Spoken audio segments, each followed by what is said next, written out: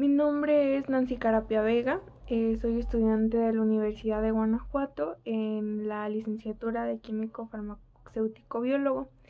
En esta ocasión realizo un video acerca de los organelos llamados cloroplastos. Los cloroplastos los vamos a encontrar en células tipo eucariote, específicamente en células vegetales y en algas.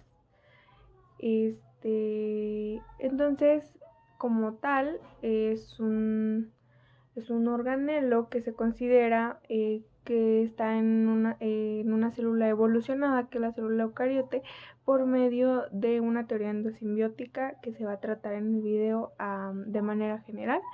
Entonces los dejo con el video. En el video vamos a detallar acerca de la estructura que tienen estos organelos y vamos a tratar acerca de las funciones principales que tiene este organela en la célula eucariota y a nivel biológico. Entonces ahora en este video vamos a hablar entonces de los cloroplastos. Pero para hablar de los cloroplastos, primero debemos hablar de los plastidios, que pues son orgánulos que son exclusivos de células vegetales. Estos plastidios no van a ser encontrados en células de tipo animal. Como función, son capaces de realizar la fotosíntesis y sintetizar y almacenar sustancias orgánicas, como pueden ser los glúcidos, aunque no todos los tipos de plastidios realizan todas las funciones mencionadas. Es decir, ahorita lo vamos a ver con más detalle en las siguientes diapositivas, pero en general cada tipo de plastidios va a tener como una función. Tenemos a los cloroplastos en los tipos de plastidios. Vamos a tener los cromoplastos y vamos a tener a los leucoplastos y a los proplastos. Y de estos todos vamos a dar un pequeño como idea general de cada uno. Pero a manera, también de resumen, los plastidios todos, sin importar su tipo y su función, poseen doble membrana y van a presentar, como lo comentaba, diferentes formas y funciones. También tienen su ADN propio y van a tener proteínas. Ribosomas, perdón. Entonces, como les comentaba, los plastidios se pueden también clasificar en incoloros y los cromoplastos, que son los que tienen color. En los incoloros vamos a tener a los oleoplastos, a los proteinoplastos y a los amiloplastos. Y en los cromoplastos tenemos a los rodoplastos, que son de un color rojo. Tenemos a los cloroplastos, que son de color verde, y a los feoplastos, que estos sí son los de color pardo. Entonces, aquí les puse una imagen y les voy a escribir como cada uno, ¿no? Los proplastos son los plastidios más jóvenes o inmaduros. A partir de este tipo de plastidios se van a diferenciar todos los demás tipos. Como lo podemos ver, está en la cabeza de la imagen, que sería este.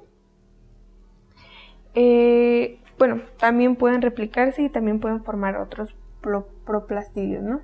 Su forma generalmente es redondeada y su tamaño mucho menor que el de los otros plastidios. Son los más sencillos. Igual como les comentaba, van a poseer doble membrana y en su interior solo se aprecian algunos granulos de estructura y composición que son muy poco definidos. Lo normal es que contengan algunas laminillas, como de tipo lobular o laminal. Van a contener ribosomas y algún pequeño granulo de almidón. En presencia de luz, los proplastos de las células van a comenzar a producir laminillas y grana que van a transformarse en cloroplastos. Es decir, aquí a nuestro proplasto le va a llegar luz y va a comenzar a producir las laminillas y la grana, que son, digamos que característicos del cloroplasto. Pero en otro caso, supongamos que tenemos nuestro proplasto, ¿no? Nuestro proplasto llega a la luz, se empiezan a formar las granas, se empiezan a formar las laminillas y tenemos nuestro cloroplasto. Pero en el caso de que no haya luz, el proplasto se va a convertir a etioplasto. Estos etioplastos presentan estructuras laminares que se organizan, digamos, constituyendo y formando cuerpos cristalinos que contienen un precursor de clorofila de color amarillo llamado protoclorofila. No va a haber grana. Y también, o sea, si en el caso de que el etioplasto también recibiera la luz, pasa a cloroplasto. Teniendo entonces por este lado a los leucoplastos son plastidios incoloros, fotosintéticamente inactivos, son de mayor tamaño que los cloroplastos, como podemos observar haciendo una comparación aquí en las imágenes. Son de forma irregular, como todos los plastidios, tienen una doble membrana. Y bueno, en condiciones de una buena iluminación, pueden desarrollar algunas laminillas y pueden incluso desarrollar grana. Su función principal y característica de los leucoplastos es la acumulación de sustancias de reserva, digamos, puede ser proteínas, pueden ser almidones o pueden ser grasas, como aquí tenemos que los leucoplastos se pueden dividir en amiloplasto, en oleoplasto y en proteinoplasto. Entonces, bueno, así digamos que en lo que encontré en libros y todo, los leucoplastos más característicos son los amiloplastos, es decir, que contienen almidón. Este almidón regularmente proviene del transporte de sacarosa hasta el amiloplasto y constituye una reserva. El almidón forma granos redondeados que miden desde 3 hasta 5 micrómetros de diámetro. Al ir creciendo, los granos van formando capas concéntricas de contorno muy variable que se observan muy bien en el microscopio óptico. Como les comentaba, también tenemos algunos que almacenan grasas y los que almacenan proteínas. Y por este lado tenemos a los cromoplastos. Los cromoplastos, digamos que jóvenes, los que aún no se han madurado, parecen un poco a los cloroplastos. Estos cromoplastos contienen laminillas y algunos hasta pueden contener grana. Pero con el tiempo, conforme se van madurando, los granas van disminuyendo hasta perder la clorofila. La clorofila es la característica del color verde de los cloroplastos y más que nada de su función también. Entonces, los cromoplastos pierden la clorofila y en su interior se van a formar cristales de licopeno, que es una molécula precursora de beta-caroteno. Y bueno, este contenido va a hacer que haya unas laminillas, digamos que dilatadas, ¿no? En el estroma de este tipo de plastidios hay plastoglóbulos que, bueno, contienen componentes muy semejantes a los que tienen los cloroplastos. Van a tener en su estroma también gotitas de lípido y algunos granos de almidón. Pues a veces los cromoplastos, digamos que tienen algunas características semejantes a los amiloplastos que acabamos de describir. Entonces, como les comentaba, ¿no? Así, digamos, detallando, un cromoplasto es un organelo celular en las plantas que acumula los pigmentos responsables de los colores de las hojas, los pétalos de las flores y las frutas. Química. Los cloroplastos llegan a medir desde 2 a 4 micrómetros de ancho y 5 a 10 micrómetros de largo, y casi siempre vamos a encontrar entre 20 a 40 de cloroplastos en cada célula vegetal.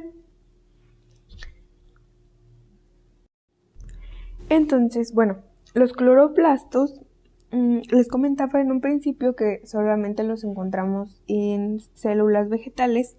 Se van a situar en la periferia de la célula, alrededor de la vacuola central. Y bueno, su posición va a variar en relación con la luz. Aquí tenemos una imagen en la cual nos dice que, bueno, este es un cloroplasto.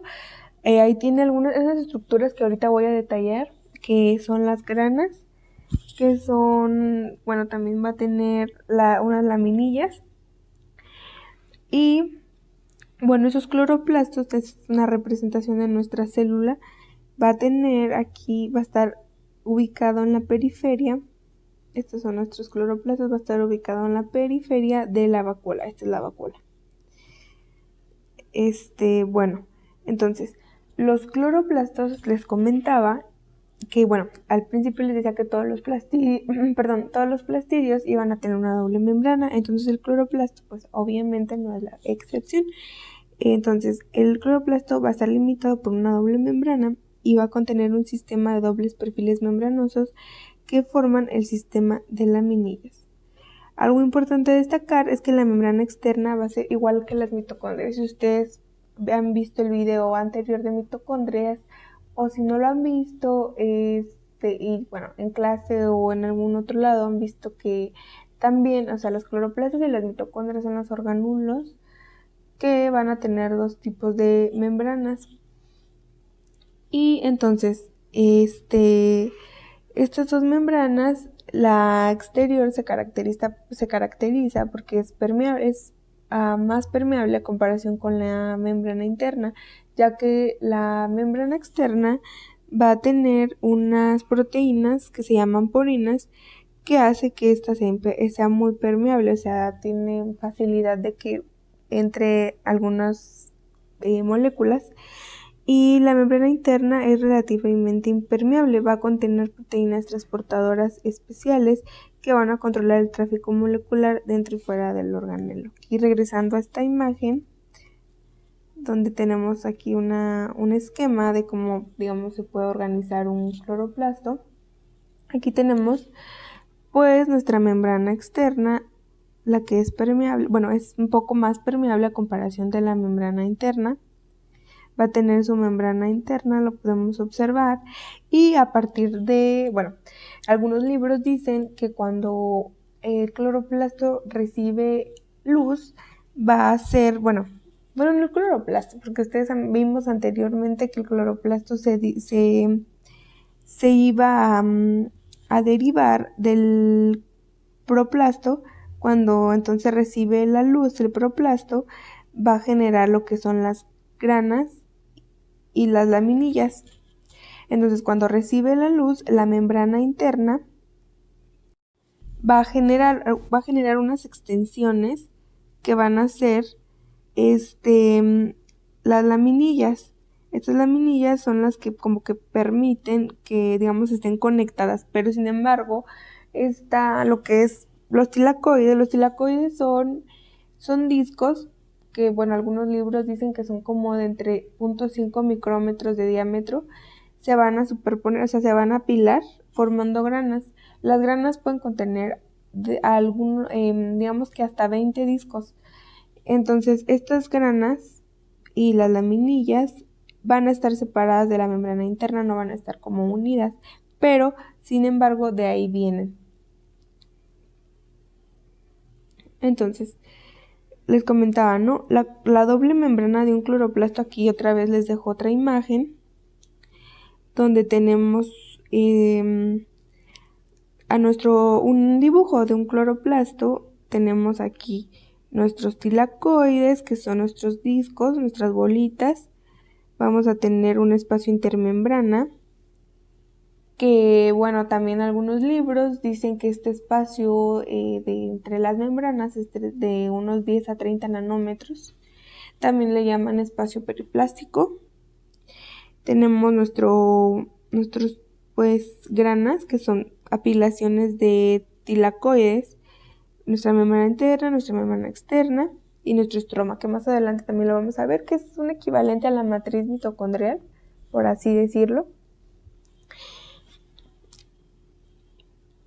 Entonces, la composición de la doble membrana de la envoltura en cuanto a proteínas y lípidos de un cloroplasto es 60-40. Es decir, la doble membrana va a contener más proteínas que lípidos. En sus componentes vamos a tener carotenoides, flavonoides, terpenos y quinonas, la mayoría de los cuales van a ser sintetizados en su envoltura. Además, entre los lípidos van a escasear la fosfatidilcolina y la fosfatidiletoanolamina y van a abundar galactolípidos y sulfolípidos que son sintetizados en la envoltura.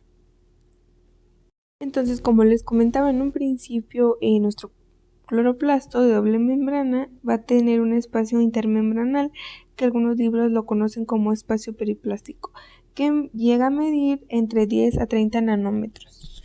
La membrana interna del cloroplasto se organiza en sacos, como les comentaba, ¿no? La membrana interna es la que se va como a dividir en lo que son los tilacoides.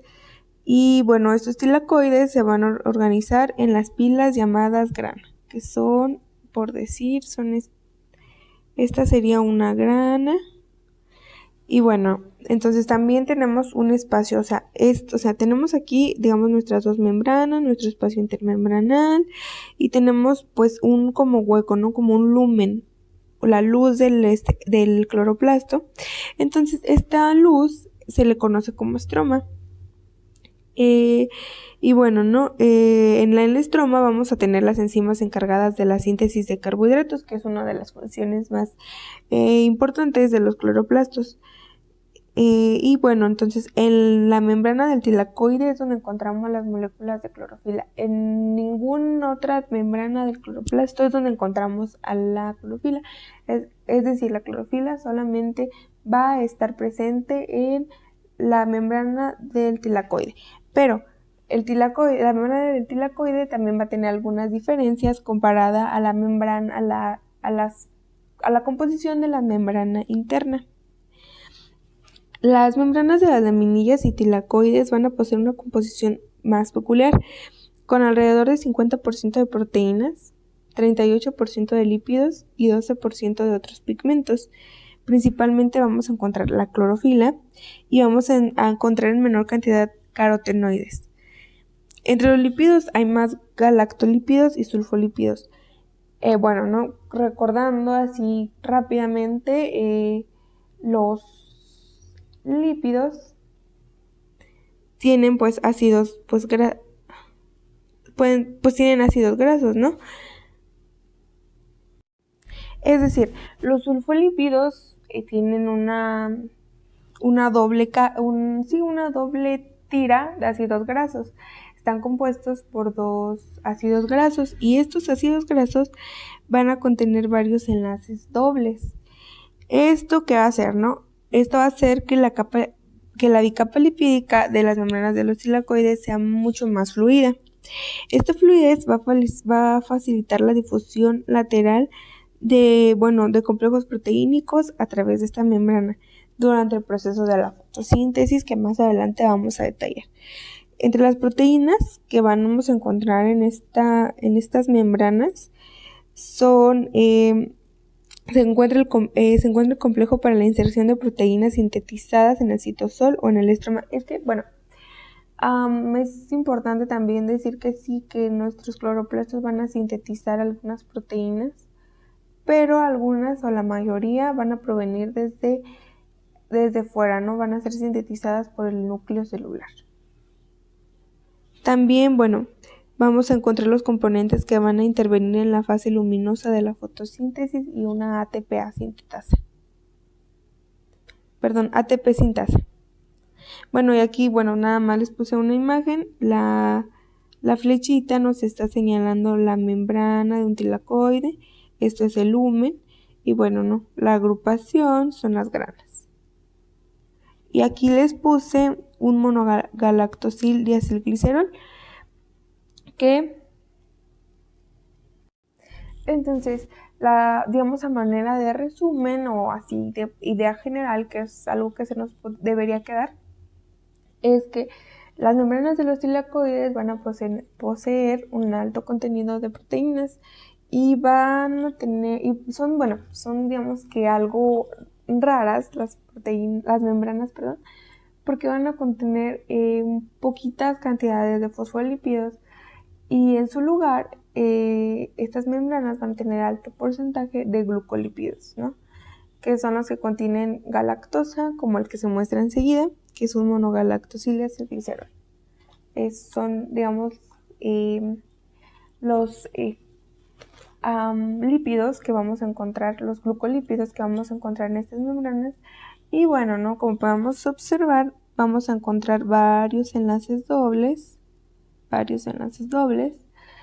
que hace que la capa lipídica sea muy fluida, como ya les comentaba anteriormente. Entonces, yo les había dicho que en el estroma, bueno, que tenemos un estroma en el cloroplasto y bueno, ¿no? Que este estroma iba a tener las enzimas encargadas de síntesis de carbohidratos y que íbamos a encontrar ADN circular. Y bueno, aquí vamos a tener, ¿no? Vamos a tener nuestro ADN circular. Aquí tenemos nuestro ADN sueltecito, circular, por ahí, de doble cadena. Vamos a encontrar ribosomas, que están por aquí, los ribosomas. Los ribosomas van a ser ribosomas de aproximadamente 70 unidades S. Y como dato importante es que la síntesis proteica de estos ribosomas se va a iniciar con N-formilmetionina, como en las bacterias y mitocondrias. ¿Por qué? Porque bueno, no sé si ustedes ya lo han visto en otras, bueno, lo han leído por ahí, que digamos, los cloroplastos son cianobacterias que digamos que hubo una fusión, por así decirlo, no es el término adecuado, pero según la teoría simbiótica, los cloroplastos son descendientes de cianobacterias primitivas, entonces por eso van a tener, digamos que ribosomas, digamos, parecidos a los de células procariotas. Ok, entonces, este ADN que vamos a encontrar en el cloroplasto va a sintetizar o va a codificar a todos los ARN de transferencia, a los 4 ARN ribosomales presentes en cloroplastos y a unas 120 proteínas diferentes. Les comentaba, sí codifica para varias proteínas, pero casi la mayoría se va a ser sintetizada al ADN de la célula, ¿no? Digamos que esto sería lo general de un cloroplasto de una planta. Y bueno, también, ¿por qué no de algas? Pero las algas van a tener algo que que las plantas no tienen, es decir, en cloroplastos de algas, pero no en los de las plantas suelen encontrarse en el estroma unas estructuras denominadas pirenoides, que son estas. Estos son los pirenoides. Vamos a observar, esta es una célula de una alga. Y bueno, contiene todo lo que, ¿no? Lo que encontramos en células. Vamos a encontrar el núcleo, el ADN, vamos a encontrar mitocondria, vacuola.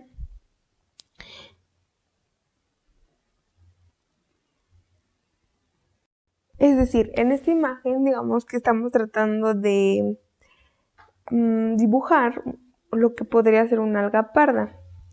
Entonces yo les comentaba, ¿no? Que a diferencia de lo que podríamos encontrar en los cloroplastos de algas, pero que no están en plantas, en los pirenoides, ¿no? Que un pirenoide es una gran masa que es densa y es granular. Bueno, también puede ser cristalina. Va a ser rodeada de capas de almidón. Este es nuestro cloroplasto. Vamos a observar. El cloroplasto va a tener a nuestro pirenoide. El granulo central del pirenoide es proteína y principalmente la enzima rubisco. es frecuente encontrar laminillas rodeando los pirenoides en su proximidad, ¿no? Entonces esto sería como un dato, digamos que diferente que podemos encontrar en cloroplastos, pero que solamente es en algas. Y esta es una alga parda. Entonces ahora vamos a entrar en lo que es lo más detallado, bueno, de lo que es las funciones de los cloroplastos. Y bueno, ¿no? Yo les he venido diciendo a lo largo del video que digamos que los cloroplastos tienen la función de, pues ahora sí que crear moléculas orgánicas como son los carbohidratos, que es el proceso de fotosíntesis. Pero, bueno, los cloroplastos son fundamentales para el metabolismo intermedio también, o sea, es como aparte de todas las funciones que podríamos encontrar, producen la mayor parte de energía y poder reductor en forma de ATP y NADPH, que son necesarios para las reacciones biosintéticas de la planta. Es decir, con este punto lo que quiero que quede un poco claro es que siempre estamos muy acostumbrados a que cloroplastos y claro, es una función muy importante, pero también, bueno, pues son fundamentales para el metabolismo intermedio. Estos producen lo que es ATP y también producen NADPH. Aquí les puse lo que es un adenosintrifosfato y lo que es un NADPH.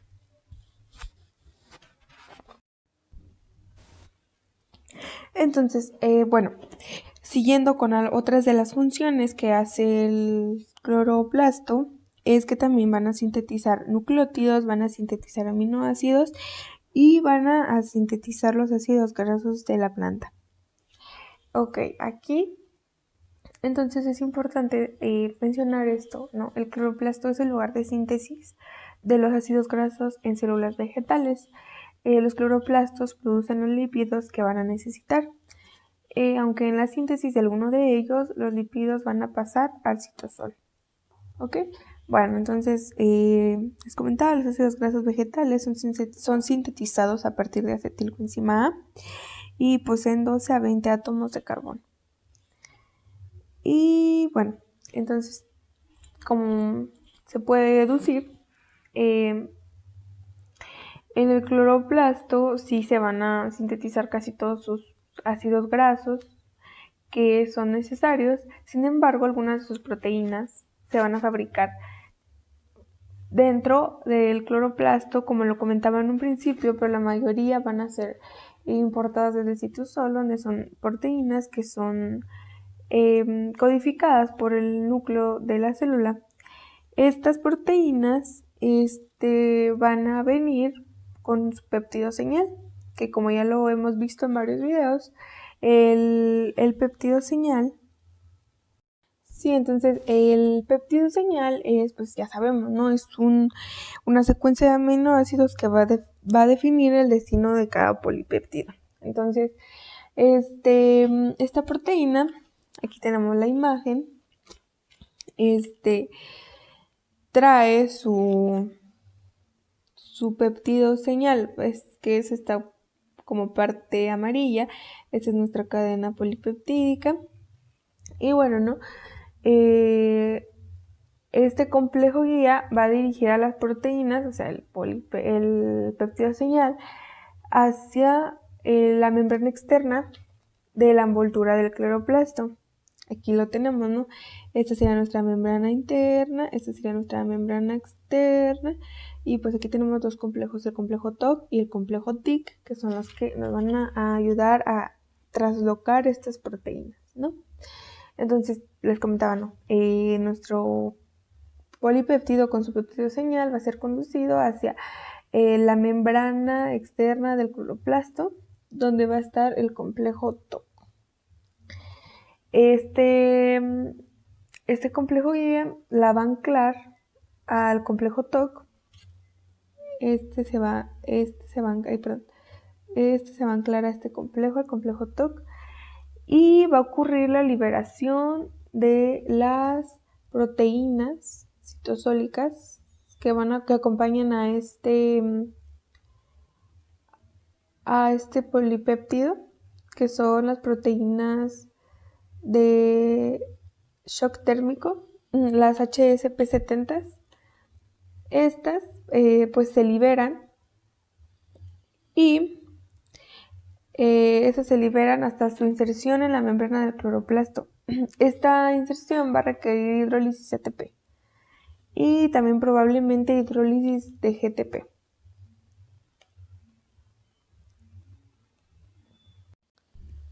El paso de las proteínas al estroma del cloroplasto, que sería, digamos, aquí esta parte cuando ya han entrado, se realiza, va a través del complejo TIC. El complejo TIC va a estar ubicado en la membrana interna y las va a introducir al estroma, donde es cortado el péptido señal. Este proceso se realiza también por hidrólisis de ATP y de GTP. Si las proteínas quieren pasar al tilacoide, o sea, aquí este proceso que yo les acabo de explicar, o sea, llegan nuestros polipéptidos con su péptido señal, con el complejo TOC que está en la membrana externa, se adhieren, pasan al complejo TIC que está en la membrana interna, el complejo TIC se corta, el péptido señal y se pasan las proteínas, ¿no? Ya tenemos que están en el estroma. Sin embargo, si bueno, pero entonces como les comentaba, ¿no? Si el final de la proteína es en el estroma, hasta ahí queda, ¿no? Pero hay ocasiones en que las proteínas deben pasar al tilacoide y para eso existe un segundo péptido señal y para eso tenemos aquí. Tenemos dos péptidos señales y nuestra cadena polipeptídica. Vamos a tener nuestro complejo TOC, va a pasar aquí, en el complejo TIC se corta el primer péptido y vemos que nuestro polipéptido tiene todavía otro péptido señal. Ahora aquí, este péptido señal, entonces para pasar al espacio interior del tilacoide, el péptido señal es hidrolizado y la proteína va a penetrar en el espacio intratilacoidal. Los requerimientos energéticos de la transferencia de la proteína a la luz del tilacoide van a depender de la proteína translocadora y se conocen varios tipos de proteínas translocadoras.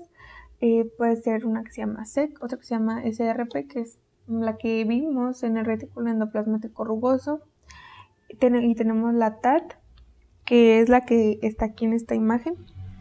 Es por sus siglas en inglés, se llama Twin Arginine Translocation y esta proteína tiene dos argininas en su péptido señal y requiere solamente gradientes de protones. Y tenemos una cuarta que, bueno, aquí no está en la imagen, pero es una inserción espontánea, no requiere ni gradiente ni ATP. Es poco conocida y, bueno, no vamos a entrar en eso. Aquí nada más lo que interesa es que aquí tenemos nuestra proteína translocadora y pues esta hace que entre nuestro polipéptido. Aquí tenemos la SEC, que sería como otra ruta. Y pues bueno, de esta manera no es de manera muy general. Estoy omitiendo muchos pasos y todo eso, pero así a grandes rasgos eso es lo que pasa para poder transportar proteínas hacia nuestros cloroplastos y a sus respectivos tilacoides. Una de las funciones de los cloroplastos es que, bueno, el nitrato es uno de los principales fuentes de nitrógeno para las plantas.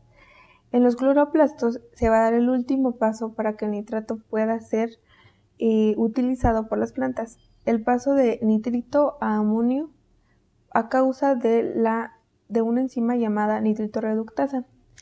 El nitrito se va a formar a partir de nitrato. El nitrito y amonio son tóxicos para las células por encima de unos niveles, pero no el nitrato, el cual puede ser almacenado temporalmente por las vacuolas. Y aquí les puse la reacción de donde tenemos que en el citoplasma pasan en el citoplasma vamos a tener a los nitratos que van a pasar por una reacción a nitritos y estos nitritos son los que, bueno, van a, por medio de la enzima, van a pasar a lo que, para poder ser utilizados. Y entonces ya pasando a otra de las funciones, la principal función y la más conocida de los cloroplastos es que, bueno, existen algunos organismos llamados fotoautótrofos que emplean la energía radiante del sol para convertirla en dióxido de carbono, para convertir dióxido de carbono en compuestos orgánicos. Son los encargados de capturar la energía que impulsa las actividades de la mayor parte de los organismos de la Tierra. Todos estos organismos realizan la fotosíntesis. Y bueno, la fotosíntesis es un proceso en el que la energía de la luz solar se transforma en energía química que se almacena en carbohidratos y otras moléculas. Y aquí les puse un esquema general donde partimos de agua, energía luminosa y vamos a llegar a un carbohidrato que generalmente es glucosa. Entonces, todo este proceso que vemos en esta imagen se va a describir en los siguientes videos. Y de manera general, la fotosíntesis se divide en dos fases, la fase lumínica y la fase oscura.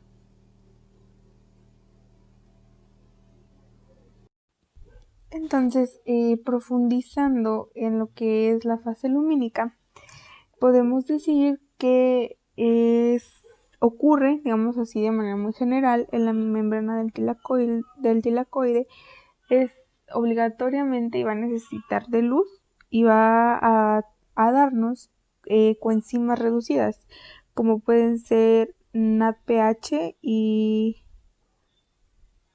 pues ATP y oxígeno. Entonces vamos a explicar un poco sobre este fenómeno que sucede en los cloroplastos. Como lo comentaba, va a ocurrir específicamente en la membrana del tilacoide. Entonces,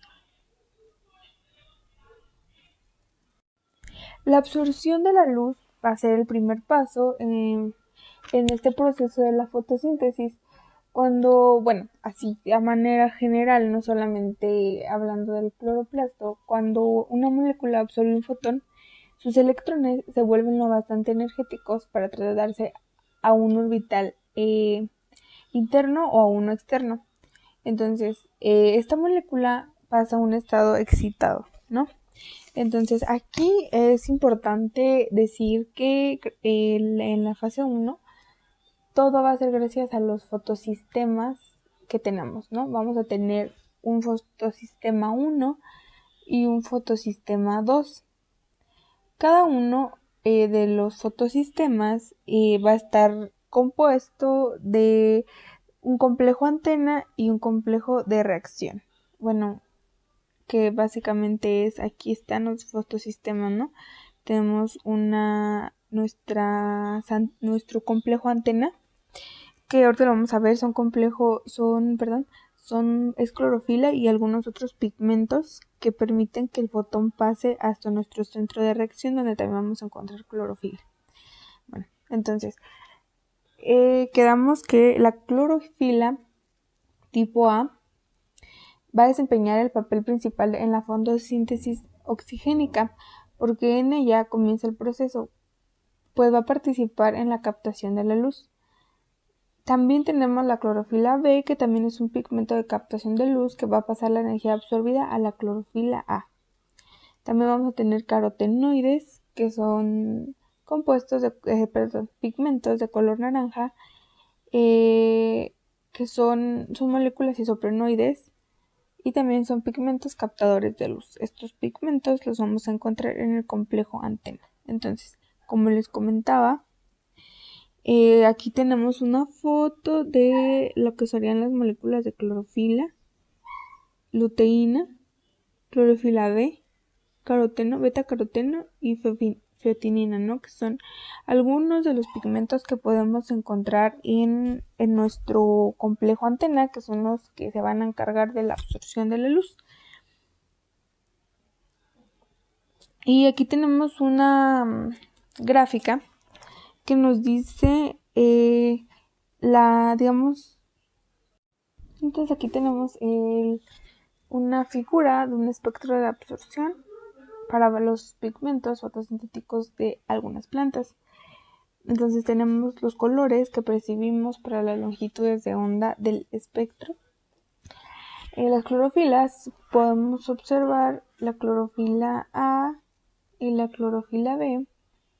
Absorben más fuertemente lo que son regiones violeta, azul y roja, ¿no? Que es, azul, violeta y lo que es roja, ¿no? La clorofila B.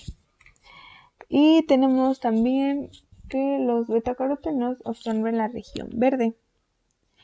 Y pues las algas rojas y las cianobacterias contienen pigmentos adicionales como las ficobilinas y que absorben en las bandas medias del espectro.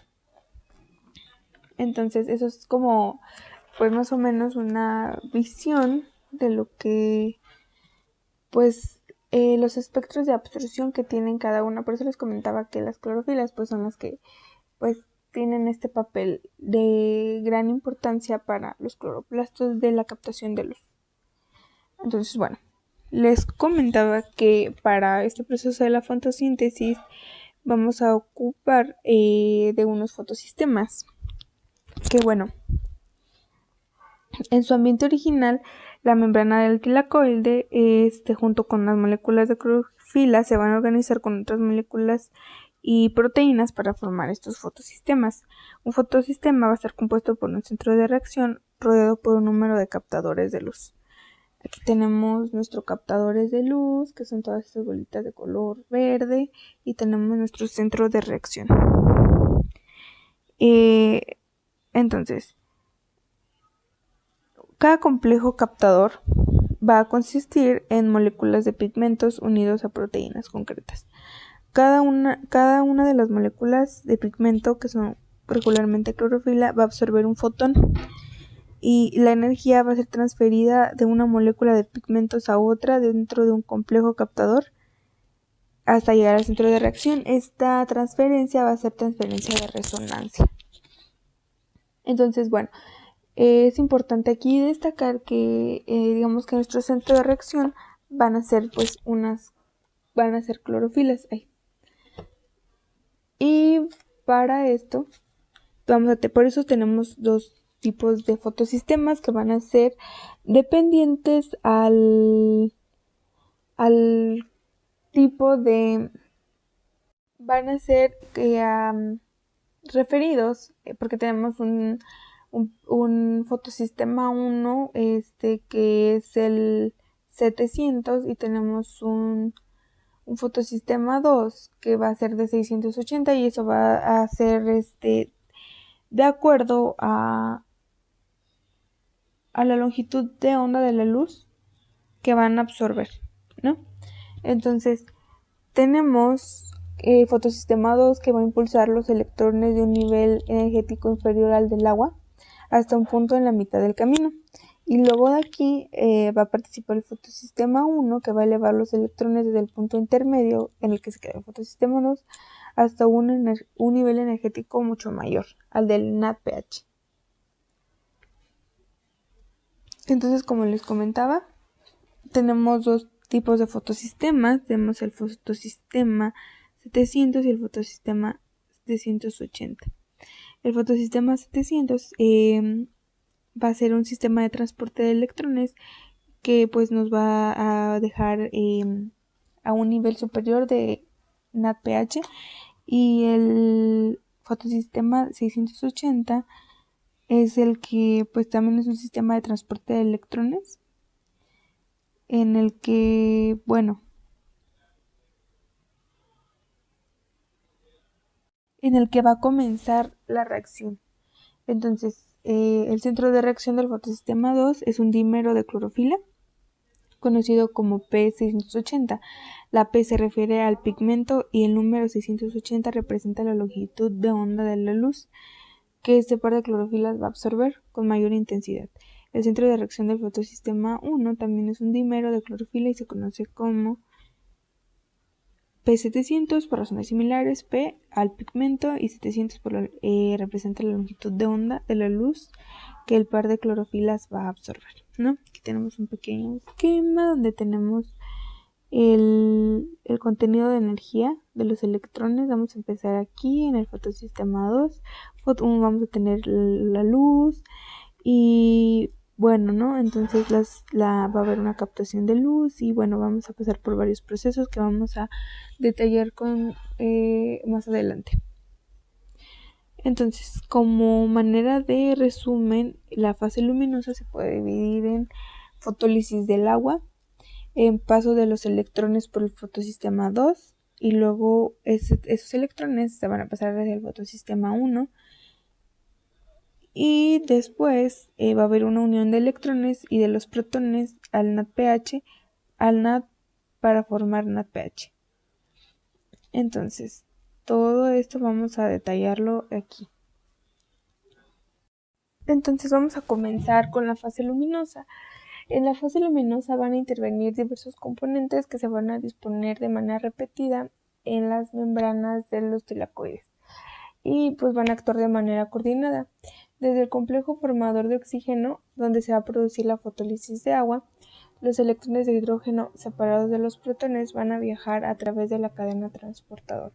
La cadena transportadora va a incluir el fotosistema 1, que bueno, que habíamos hablado un poco de este fotosistema. El fotosistema 1 es un complejo de muchas subunidades que abarca la membrana y energiza y transfiere los electrones que de forma eventual se van a donar al NADP. Generalmente ya lo expliqué, son dos moléculas de clorofila que van a estar en el centro de la reacción y van a ser los que van a reaccionar, van a desempeñar el papel más importante del fotosistema 1. Entonces, bueno, eso es conforme al fotosistema 1. También, aparte de fotosistema 1, ya les había comentado, vamos a tener fotosistema 2. Y vamos a tener plastoquinona, vamos a tener el complejo citocromo B6, tenemos flastocianina, federoxina y la enzima ferredoxina NADP-oxidorreductasa, que es la que va a transferir finalmente los electrones al NADP. En el estroma al estroma pues del cloroplasto, donde pues por cada electrón transferido se va a unir a protones procedentes de hidrógeno y pues bueno, no, ese proceso ahorita no lo vamos a tocar hasta que llegue su momento. Entonces vamos a comenzar con la fotólisis del agua.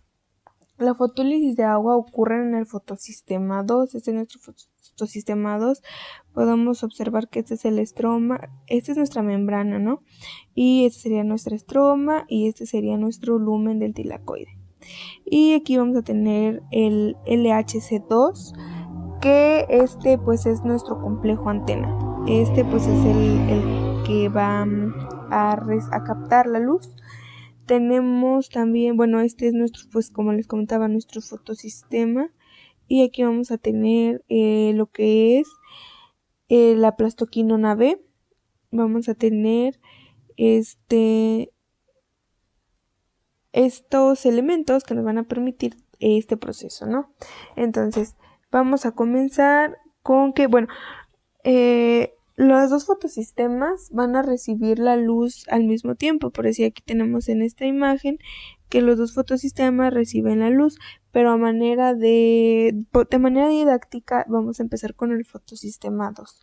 Entonces les comentaba, en el fotosistema 2 va a empezar la fotólisis del agua, donde por cada 2 moléculas de agua, que lo tenemos, por cada 2 moléculas de agua, vamos a obtener 4 protones, vamos a tener 4 electrones y vamos a tener una molécula de oxígeno.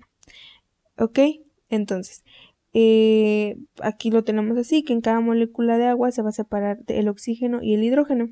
En cada átomo de hidrógeno se separa el protón del electrón y estos se van a dirigir al fotosistema 2, ¿no? Entonces vamos a comenzar con que las clorofilas A van a captar la luz y van a entregar los electrones a un aceptor primario. Este aceptor primario va a ser La feo, aquí la tenemos, ¿no? Entonces llega, pasa la fotólisis del agua, ¿no? Y entonces vamos a tener unos electrones nosotros, que son estos que están aquí. Estos electrones van a pasar a nuestro dímero P680, que es lo de las clorofilas. Las clorofilas van a recibir esta energía y van a entregar estos electrones. Van a entregar estos electrones a un aceptor primario, que es la feofitina, que es el primer aceptor. Aquí la tenemos, la feofitina. ¿Ok? Entonces, la feofitina va a transportar estos electrones a la plastoquinona. Aquí tenemos plastoquinona de tipo A. Lo va a transportar ahí. Y luego esta plastoquinona lo va a pasar a la otra, a la plastoquinona B. Y después esta va a pasar estos electrones al citocromo y luego a la plastocianina. Bueno, entonces aquí ya les expliqué la fotólisis del agua, que fue esta parte. Y bueno, mezclé lo que es el paso de electrones por el fotosistema 2, ¿no?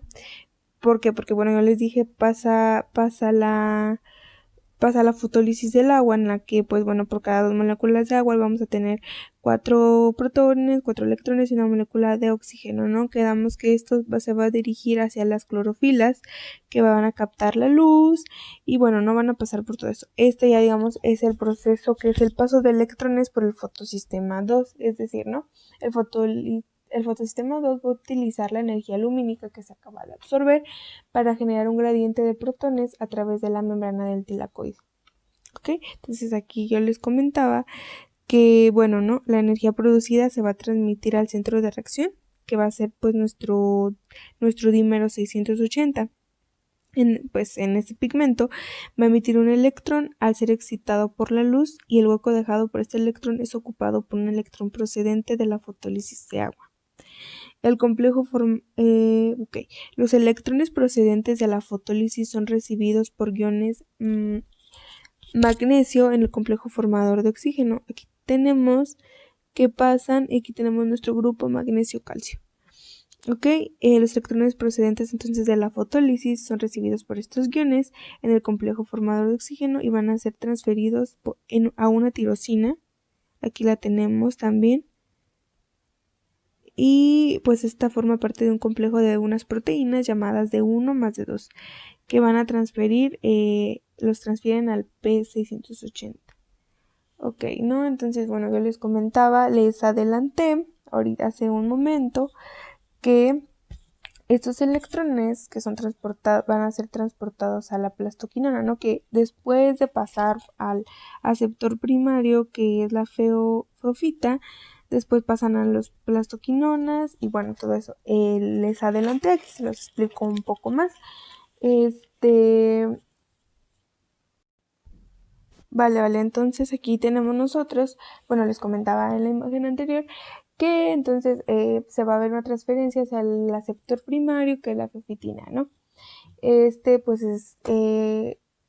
este principal receptor de electrones genera una separación, bueno, entonces esta transferencia de electrones que hubo va a generar una separación de la carga del fotosistema 2 entre un donador de carga positiva, que va a ser nuestro dímero de clorofila 680, y un receptor que va a ser nuestra carga negativa, la feofita, ¿no? Entonces, estas especies son importantes que se formen porque, bueno, hay una carga positiva y una carga negativa y, bueno, ¿no? Va a haber capacidades de oxidorreducción en estas dos especies. El P680 más es deficiente en electrones y puede aceptar electrones, lo que lo convierte en un agente oxidante. En cambio, la feofita, que quedó con un electrón más, va a tener este electrón adicional y es más fácil de desprender, ¿no? lo que lo va a convertir en un agente reductor. Este fenómeno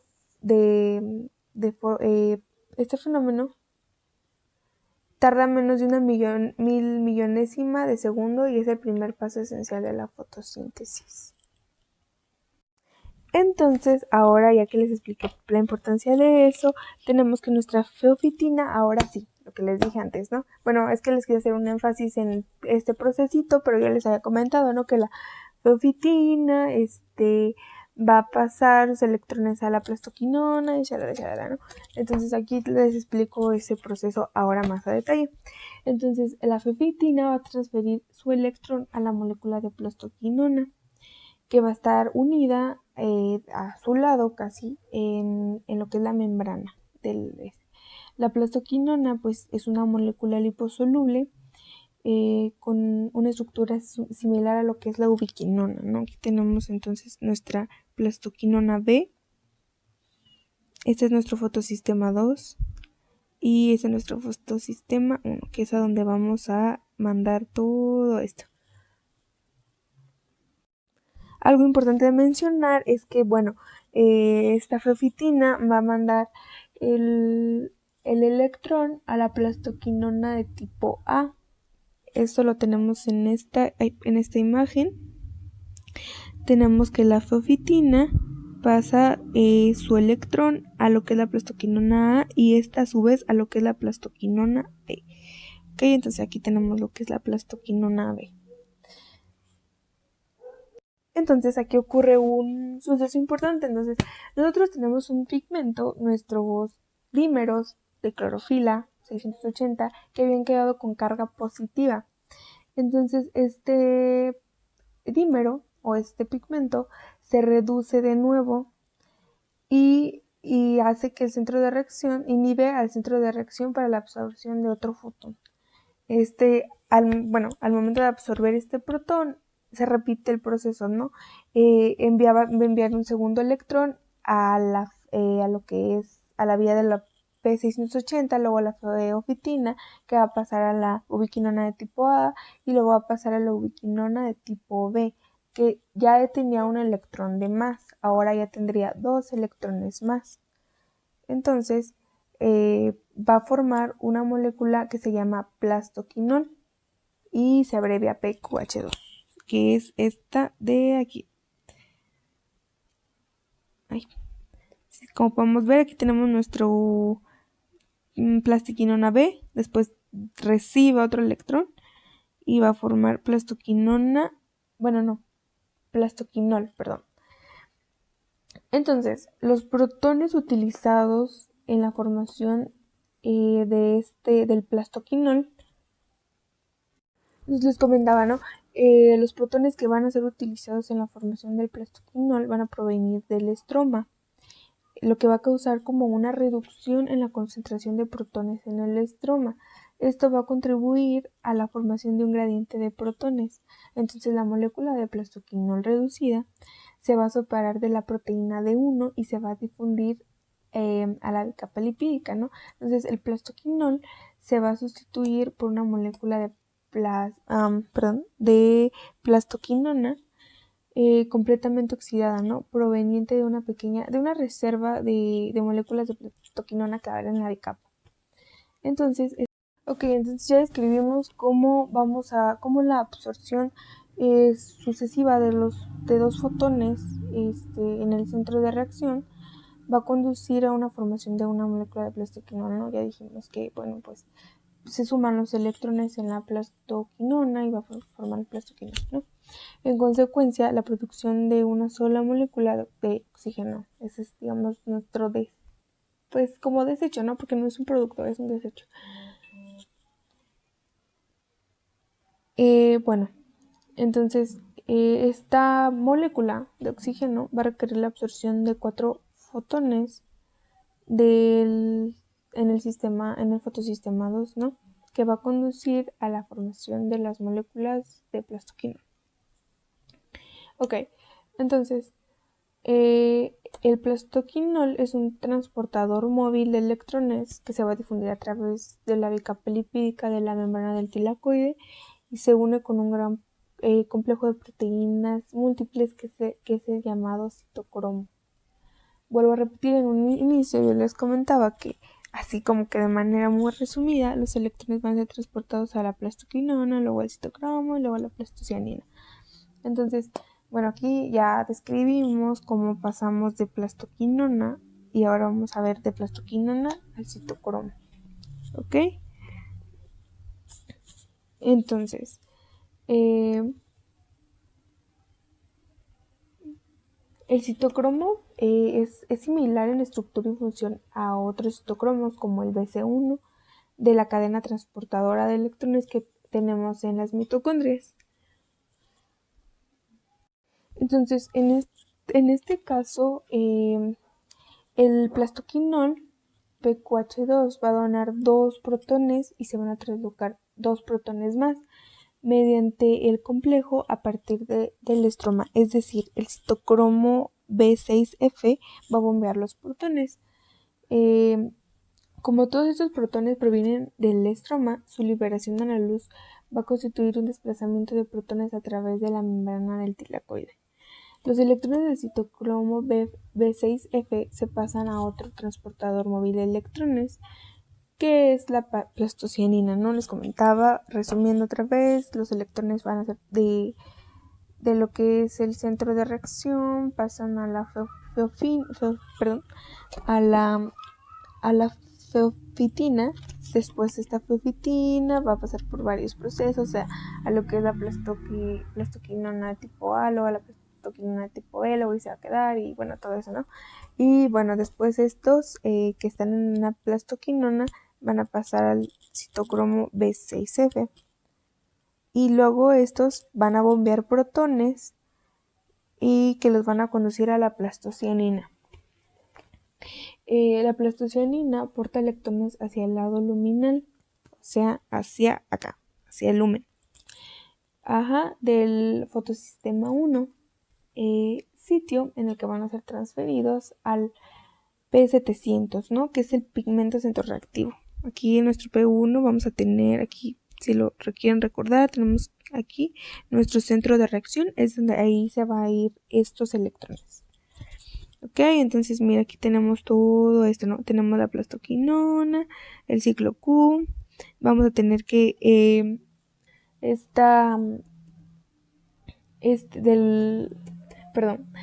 que el plastoquinol va a donar 2 protones. Tenemos 2 protones, el plastoquinol dona 2 protones. El citocromo B6 va a bombear, va a traslocar 2 protones a partir, ¿no? Entonces después vamos a pasar a lo que es la plastocianina, que esta plastocianina,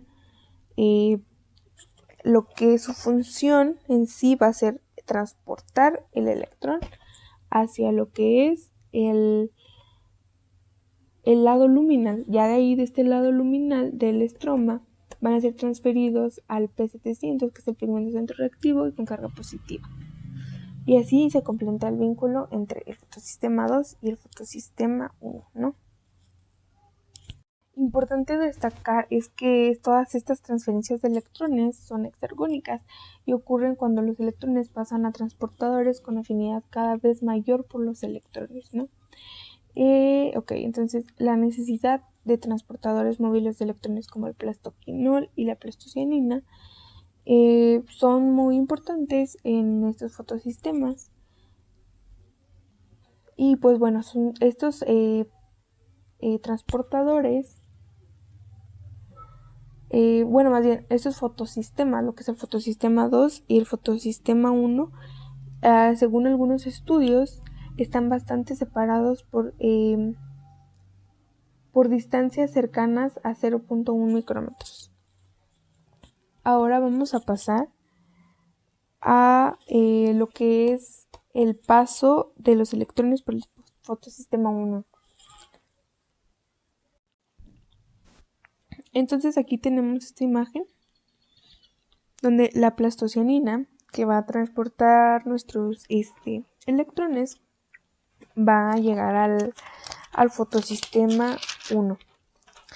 Es decir, el aporte de electrones al fotosistema 1 va a provenir del fotosistema 2. En el fotosistema 2 el aporte de electrones es proveniente de moléculas de agua. Y bueno, ¿no? Aquí llegan lo que es los electrones van a entrar y van a llegar al centro de reacción, en donde van a pasar a ver, bueno, recapitulando, ¿no? La energía va a ser absorbida, ¿no? Aquí también llega luz, podemos observar. Aquí tenemos un destello luminoso, va a llegar a nuestro fotosistema 2 como en nuestro fotosistema 1 como en el fotosistema 2. Entonces esta energía lumínica va a ser absorbida por los pigmentos de la antena de este fotosistema y va a pasar al pigmento del centro de reacción. Aquí vamos a tener un P700, que es un dímero de clorofila de tipo A.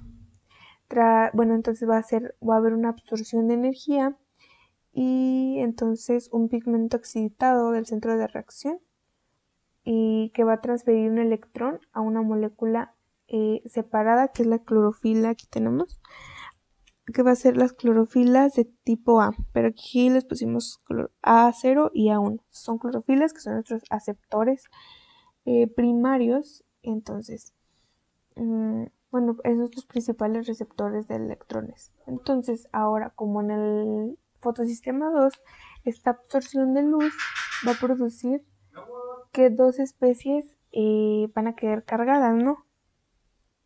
Entonces, en este caso nos van a quedar cargada el dímero de clorofila P700 y nos va a quedar cargada las clorofilas de aceptores primarios A0 y A1. Ok, entonces estas van a ser agentes reductores muy fuertes, ¿no? Y ok, entonces aquí tenemos en esta imagen un resumen como tenemos junto al fotosistema 1 una proteína de hierro con azufre llamada ferredoxina que va a aceptar los electrones procedentes de todo ¿cómo se le llama? de toda esta reacción, ¿no? Es decir, entonces nuestros electrones del dímero van a pasar a lo que es las clorofilas A0 y A1 y estas van a pasar al centro de hierro azufre llamado FX, que es este. Después, estos dos centros este electrón va a pasar de la FX a dos centros más de hierro y azufre que se llaman Fa y Fb, que son estos dos. Aquí sigue recorriendo el camino el electrón. Estos van a estar unidos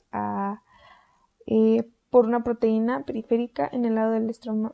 Entonces, este electrón finalmente se va a transferir a la ferredoxina, como lo comentaba al principio, que pues es esta molécula de hierro con azufre. Esta está de manera externa, como lo podemos observar, a lo que es esta es la ferredoxina. Esta está de manera externa al fotosistema 1. Entonces, cuando dos moléculas diferentes de ferredoxina han aceptado un electrón, estas van a actuar juntas para reducir una molécula de NADP a NADPH. Entonces, el NADP está cargado positivamente y el NADPH se va a convertir en NADPH. El pigmento del centro de reacción deficiente de electrones que quedó cargado, o sea que es el P700, se va a reducir mediante el electrón donado por la pleistocianina. Y bueno, si los revolví demasiado con toda la explicación de antes, les voy a dar un resumen en esta imagen. Entonces aquí vamos a tener todo la fase luminosa, ¿no? Resumida en una imagen. Entonces, se produce primero la fotólisis del agua, el oxígeno se va a desprender de los protones de hidrógeno y se van a separar de los electrones debido a un complejo formador de oxígeno que contiene 4 átomos de magnesio que van a ser reducidos por los electrones, ¿ok? Estos electrones van a pasar al fotosistema 2 que es este. Bueno, aquí tenemos es todo esto. Aquí tenemos nuestro oxígeno, nuestros protones nuestros protones y nuestros electrones que van a pasar con nuestros 4 de magnesio. Entonces estos van a pasar al fotosistema 2, que este es nuestro fotosistema 2, aquí está el título. Entonces estos pasan al fotosistema 2, donde la luz ha extraído los electrones de la clorofila. En el fotosistema 2 los electrones pasan a la feofitina, de ahí a la plastoquinona A y de esta a la plastoquinona B. Al recibir los electrones, la plastoquinona B capta 2 protones del estroma, formando la plastoquinona reducida, que es el plastoquinol. ¿Ok? Entonces, este plastoquinol va a abandonar el fotosistema 2. El plastoquinol va a transferir los electrones al complejo de citocromos B6F. Se libera de los protones y estos van a lo que es el lumen del tilacoide y va a difundir en la membrana de forma reducida. Desde el complejo de citocromos los electrones pasan a la plastocianina y de la plastocianina los electrones van a pasar al fotosistema 1, ¿no? Aquí tenemos, ¿no? Que, bueno, ya describimos todo este proceso, pasa a la fluofitina, luego de aquí a la plastoquinona tipo A, plastoquinona tipo B. Después va a haber como una donación de protones y todo, bueno, se van a acumular a la plastoquinina B 2 electrones, o sea, va a quedar con carga negativa y se va a formar 2 moléculas de plastoquinol que debido al citocromo B6F va a pasar a lo que es la plastocianina y esta a su vez va a ir al fotosistema 1. Entonces ahora en el fotosistema 1 los electrones van a ocupar en la clorofila el lugar dejado por los electrones que se han extraído de la luz y que van a pasar a la ferredoxina, y por medio de la ferredoxina van a pasar a la NAP oxidorreductasa, donde van a ser transferidos al NAP con carga positiva, el cual junto con los protones va a ser reducido a NAPH. Entonces, este es como todo el proceso. Acoplado a esta cadena de electrones va a estar la fosforilación oxidativa, donde el ADP se va a convertir en ATP. Y bueno, ¿no? Eso es, digamos, lo que pasa en toda esta parte de lo que es la fase luminosa. Ahora vamos a hablar de la fase oscura. Y bueno, entonces ya para finalizar el video vamos a ver un poquito la fase oscura. La fase oscura ya es algo más, no digo que sea simple, hay muchas enzimas y muchas reacciones que van a lograr que nosotros obtengamos como producto glucosa y tengamos como desecho NAD y ADP. Entonces, bueno, importante a destacar, la fase oscura ocurre en lo que es el estroma y pues no necesita luz. O sea, no es que aquí hay un concepto importante, no es que digamos esté mal, bueno, que tenga que ser por fuerza en la oscuridad, o sea, no. De hecho, muchas veces ocurre con presencia de luz. Sin embargo, o sea, las reacciones pueden no necesitan, o sea, pueden darse sin presencia de luz. Entonces, bueno, las enzimas de las reacciones independientes de la luz van a ser solubles y se van a encontrar en el estroma del cloroplasto. Este proceso comprende un gran número de pasos que comienzan con la fijación de dióxido de carbono sobre la rubisco. Aquí vamos a tener nuestro esquema que nos explica todo esto, ¿no? Aquí lo importante es,